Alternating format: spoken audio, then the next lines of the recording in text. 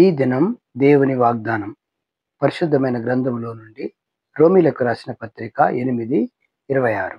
అటువల ఆత్మయు మన బలహీనతను చూచి సహాయం చేయుచున్నాడు. ఏలయనగా మనము యుక్తముగా ఏలాగు ప్రార్థన చేయవలెనో మనకు తెలియదు గాని ఉచ్చరింప సఖ్యము కాని మూలుగులతో ఆ ఆత్మ తానే మన పక్షముగా విజ్ఞాపన చేయుచున్నాడు.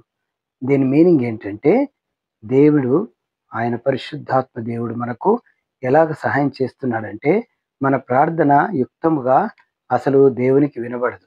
ఎన్నో భయంకరమైన పరిస్థితులు చేసుకొని మాట్లాడుకొని మనము ప్రార్థన చేస్తుంటాం కాబట్టి, ఆయన మన పక్షంగా పరిశుద్ధాత్మ దేవుడు మన లోపల ప్రాణము, ఆత్మ, దేహముతో ఆయననే మన పక్షముగా విజ్ఞాపన చేయుచున్నాడు. దేవుడి వాక్యం దీవించునుగాక. ప్రార్థన చేసుకుందాం. ప్రేమ నమ్మకమైన మా పరలోక పరిశుద్ధ దేవ, చదవబడిన వాక్యంలోని నిగూఢమైన మర్మములు పరిశుద్ధాత్మ దేవుడు నా నోటిని బూరగా వాడుకొని మా ప్రియులకు కావలసిన ఆత్మీయ ఆహారముగా మార్చినందుకు వందనాలు. యేసు నామములో ప్రార్థించి వేడుకొనుచున్నాం తండ్రి. ఆమేన్.